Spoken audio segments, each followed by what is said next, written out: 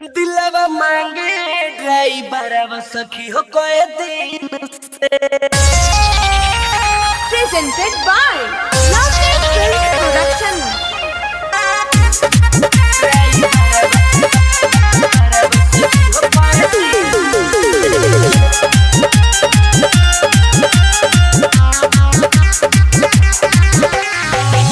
भेजले बढ़ने गो हमारा लकीन के। अरे सखी सुना, भेजले बढ़ने गो हमारा लकीन के। दिलवा मांगे ड्राइवर सखी हो कोई दिन से। दिलवा मांगता ड्राइवर सखी हो कोई दिन से। Presented by Lovely Films Production.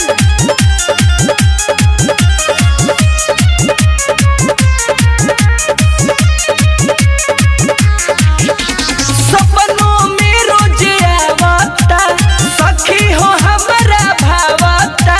देखल पा जहिया से घर आके हॉर्न बजावता।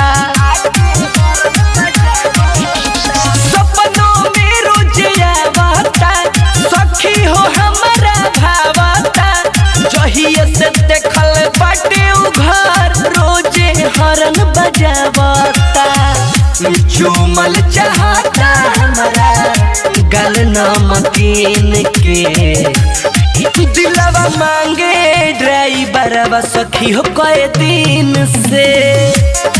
दिलवा मांगता ड्राइवर सखी हो कोई दिन से।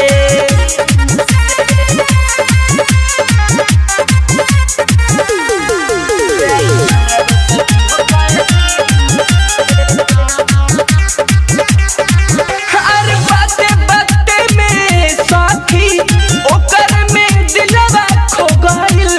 बोली बिहारी मुकेश के संगे हमरो प्यार हो गइल। बाते बाते में सखी ओकर में दिलवा खो गइल। बोली बिहारी मुकेश के संगे हमरो प्यार हो गइल। आनंद मोहित कर हमके देख तो यही से।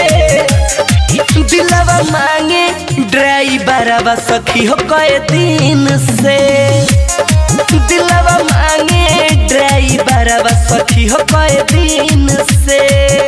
भेजले बढ़ने गो हमारा लकीन के। दिलवा मांगे ड्राइवर सखी हो कोई दिन से। दिलवा मांगता ड्राइवर सखी हो कोई दिन से। सखी हो कोई दिन से।